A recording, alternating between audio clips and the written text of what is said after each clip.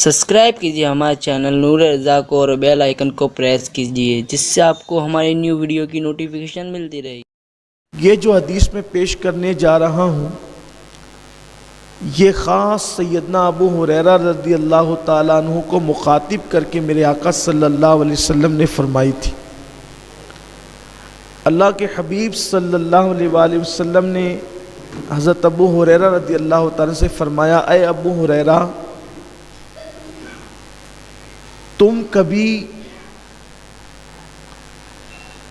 नमाज जुमा को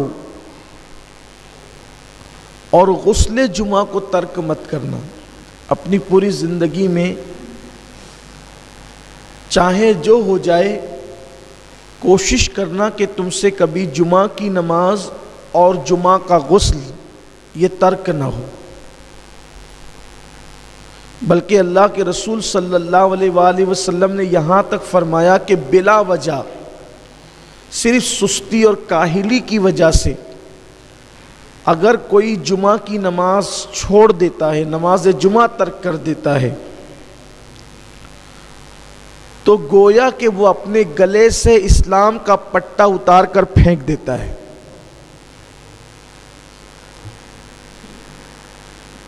इसलिए जुमा की नमाज कभी तर्क नहीं करना। आजकल देखने में यह आ रहा है कि छोटी छोटी बीमारियों की वजह से भी लोग नमाज जुमा छोड़ देते हैं। मैं तो बीमार हूँ, बीमार के लिए नमाज नहीं है। अव्वल तो नमाज मरे दम तक है।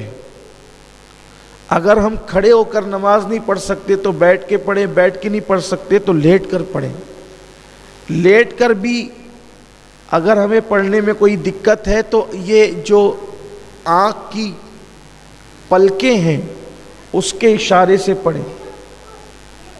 इसीलिए आप देखें कि इंसान के जब सारे आज़ा नाकाम हो जाते हैं तो आखिरी तक की आँख की पलकें काम करती है ताकि आप उसके इशारे से नमाज पढ़ सकें।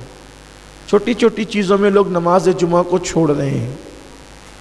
और ये चीज़ भी बड़ी भयानक है कि जुमा की नमाज के लिए मुसलमानों पर ये लाजिम और वाजिब है कि जब अज़ान जुमा हो, इज़ा नूदिया लिस्सलाति मिन यौमिल जुमा फस्अउ इला ज़िक्रिल्लाहि व ज़रुल बैअ, कि जब तुम अज़ान जुमा सुनो, तुम्हारे कानों में जुमा की अज़ान पहुँचे तो अपने कारोबार को बंद कर दो और अल्लाह के ज़िक्र के लिए मस्जिदों की तरफ दौड़ पड़ो। जुमा के दिन हुक्म है कि आप जिस मस्जिद से जुमा की नमाज पढ़ना चाहते हैं, जिस मस्जिद में पढ़ना चाहते हैं, अगर उस मस्जिद की अज़ान का वक्त हो जाए तो आपको उस वक्त कारोबार छोड़ देना लाजमी है। ये जो खुतबे तक लोग आते रहते हैं ना, ये बदतरीन बिदअत है। दौरे रिसालत में ऐसा नहीं था। और कुरान का हुक्म यही है कि जब अज़ान जुमा सुनो सब छोड़ करके मस्जिद की तरफ दौड़ पड़ो अल्लाह के ज़िक्र के लिए। तो सैयदना अबू हुरैरा रज़ी अल्लाह ताला से मेरे आका सल्लल्लाहु अलैहि वसल्लम ने फरमाया कि गुस्ले जुमा कभी तर्क नहीं करना और नमाज जुमा कभी तर्क नहीं करना। लुकमान हकीम ने भी अपने बेटे को कहा था कि बेटा कभी जुमा का गुस्ल नहीं छोड़ना।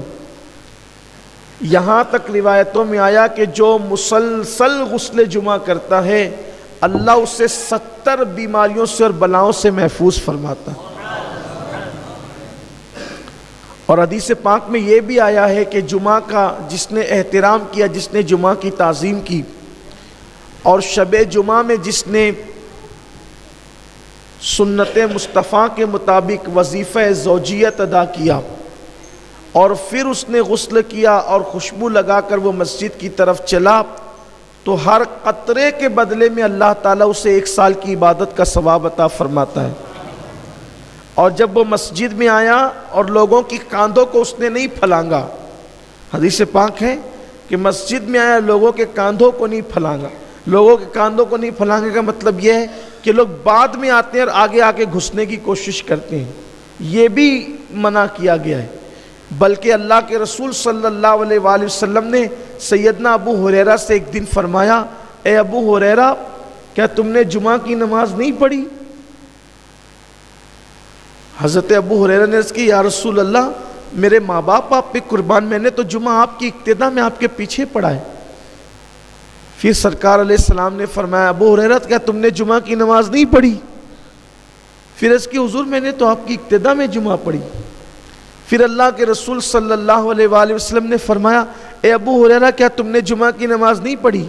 तो फिर उनको एहसास हो गया कि या रसूल अल्लाह सल्लल्लाहु अलैहि वसल्लम, मैं तो आपकी इक्तिदा में मैंने जुमा पढ़ी। तो सरकार ने फरमाया कि तुम बाद में आए थे और तुम सफ़ों को चीरते हुए आगे आ रहे थे। जो ऐसा करता है गोया वो जहन्नम की आग को फलांगता है। सफ़ों को चीर कर आने वाला गोया के जहन्नम की आग को फलांगता है। तो जो जुमा की बरकत है, नमाज जुमा की बरकत है, तो सफ़ों को चीर कर और फलांग कर आने वालों के लिए डर है, खदशा है कि कहीं वो जुमा की बरकतों से महरूम ना हो जाए।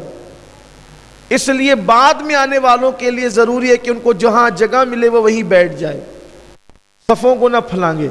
और पहले आने वालों के लिए ज़रूरी है कि वो आए तो अव्वलीन सफ़ में बैठे, ताकि पीछे से आने वालों को फलांगना ना पड़े, वरना वो जुमा की बरकतों से महरूम रहेंगे।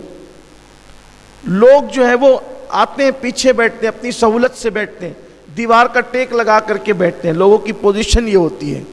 तो इसलिए जब जुमा की नमाज के लिए आओ तो सफ़ों को फलांग कर मत आओ, जहाँ जगह मिले वहीं पर बैठ जाओ, और जो पहले आए वो आगे आकर के बैठे।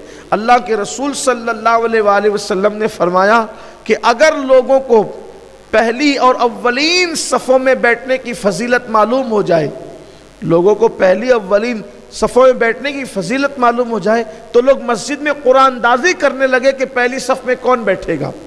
और बल्कि यहाँ तक फरमाया कि लोग मस्जिद में तलवार निकालेंगे पहली सफ़ में बैठने के लिए, अगर उनको सफ़े अव्वल में बैठने की फजीलत पता चल जाए। लेकिन यहाँ तो हाल ऐसा ही है कि लोग मस्जिदों के अंदर अपनी तर्ज पर आते हैं, अपनी तर्ज पर बैठते हैं। अव्वलीन बैठो, बल्कि जब खुदा की रहमत उतरती है नमाज के अंदर, नमाज बाजमात में, तो पहले वो इमाम पर उतरती है। सबसे पहले अल्लाह की रहमत हालत नमाज में जो उतरती है वो इमाम पर उतरती है।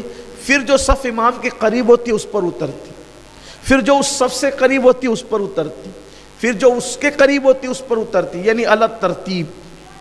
इसीलिए सफ़े अव्वल में नमाज पढ़ना या अव्वलीन सफ़ों में नमाज पढ़ना ये बहुत बरकत की चीज़ है।